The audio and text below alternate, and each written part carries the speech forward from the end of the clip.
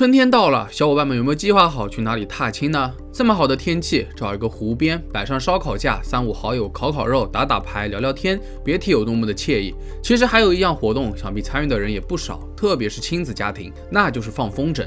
其实这也没什么好讲的，大部分人都不会认为这种平凡而又简单的娱乐活动能有什么危险性。但其实近些年来，由于放风筝而引发的意外越来越频繁，而今天咱们要讲的这2起事故都与风筝相关。这其中一位还是风筝领域的佼佼者，那为何看似毫无杀伤力的风筝可以引发这么严重的悲剧呢？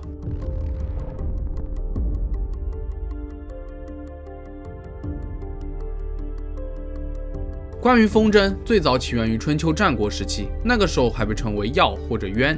最早的风筝是竹子做的，到了东汉时期，蔡伦发明了造纸术，才有了纸做的风筝。话说在这之前，我都小瞧了风筝的能力，最多只是一种娱乐消遣的活动，或者是一种观赏性的表演。但事实上，古时候的风筝可用于军事侦察、传递信息、测距等等。而到了现代，风筝又衍生出了各种花式玩法，就比如雪地风筝、风筝冲浪、滑翔伞风筝等等风筝特技。今天的第一起事故就是特技风筝领域的大神，他就是史蒂夫·艾迪肯。早在1977年，他凭借对风筝的热爱和妻子的帮助，设计并制作了多款特技风筝，反响很是不错。很快，他又发明了一系列风筝特许的工具，成为业内的佼佼者，也被誉为美国历史上最传奇的风筝发明家之一。所以说，这个人并不是什么鲁莽的新手小白，反倒是一位资深的业内人士。他几乎把自己的一生都献给了风筝事业，可到头来还是死在了最热爱的风筝上面。1983年9月24日，由于前几年荷兰人抢走了世界上最大风筝的头衔，史蒂夫就一直想打破这个世界纪录。他带领着自己的学生们，重新创造了一个面积大约为1300平方米的大型风筝。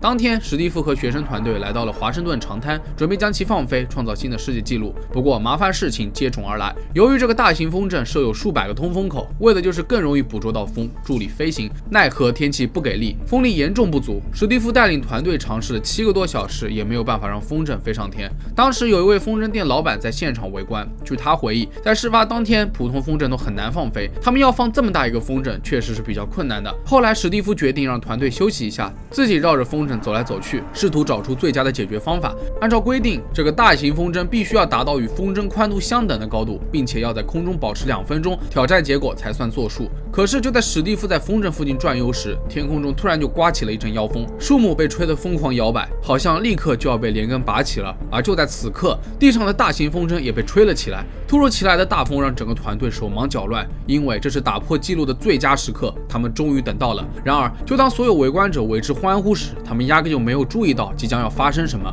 当时史蒂夫站在风筝的最前面，正在检查杆子的牢固程度。妖风来了之后，随着绳索被渐渐的拉长，其中一条就直接缠住了他的腿。而此时的风筝开始绕着圈上升，这一切发生的非常快，史蒂夫根本就无力抗衡。很快，他的双脚都被风筝线牢牢缠住，直接被带上了天空。在场的所有人都被吓得心惊肉跳，而史蒂夫当机立断，设法解开双脚的束缚，用双手抓住了风筝线和风筝布。但是随着又一阵妖风，风筝突然开始疯狂的摆动，不受控制，像是要把它甩下去。而此时的史蒂夫再也坚持不下去了，在距离地面30米高的半空当中脱离绳索，从天而降，坠落到了附近的海滩上。经医生诊断，史蒂夫是撞到沙滩后，心脏当场爆裂而亡。此次的世界纪录成功被破，但纪录的突破者为此付出了最惨痛的代价。作为广为人知的圈内资深人士，史蒂夫的去世在整个风筝界引起了不少轰动。这场悲剧过后，美国放风筝者协会设立了年度史蒂夫·艾德肯奖，以此纪念他对发展风筝运动所做出来的贡献。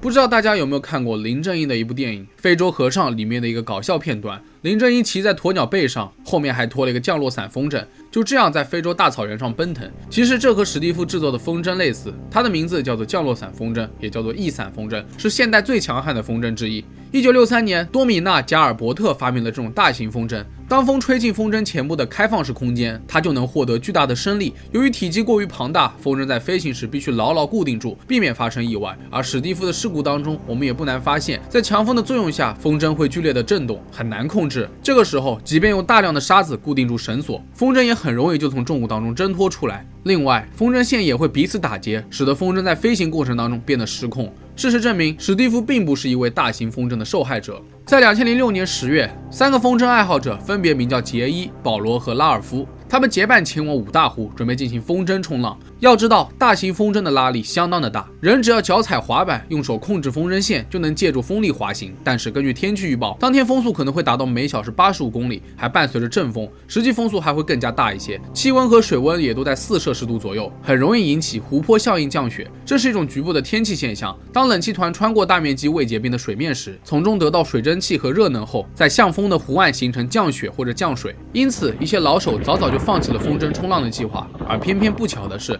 这3个人却遇上了恶劣的天气。在下午3点30分左右，他们开始进行风筝冲浪。大约1个小时后，云层变暗，湖面突然狂风大作。拉尔夫的风筝首先掉进水里，而另外一边，杰森的冲浪板也早就被大风刮走了。他整个人逆着风被拖行了200米之远。又过了10分钟，当时的保罗正在浅滩处理自己的风筝，眼看着天空越来越暗，在湖面阵风的吹动下，杰森彻底离开了水面，向上移动。保罗还算有经验，他意识到事情不对劲了。果然，不到2分钟的时间，在强有力的阵风作用下，杰森被重重地抛入水里，激起了一片水花。此时的他意识已经模糊了，一开始还戴着头盔，后来他的身体在风筝的作用下化身为一艘快艇，以大约每小时48公里的速度划过水面，最后连头盔都被甩飞掉了。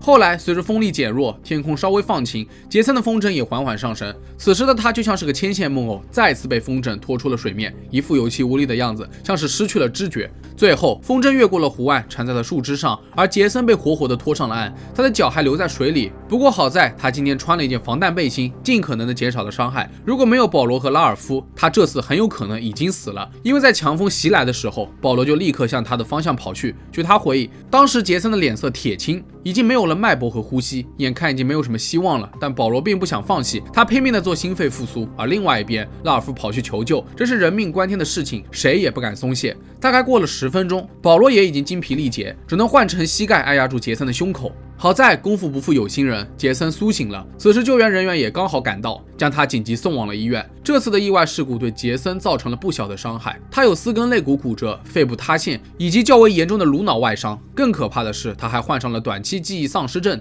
杰森在医院一开始都卧床不起的，后来才慢慢下床学习走路。据他自己透露，他大约用了7个月的时间才恢复身心健康，重新开始正常生活。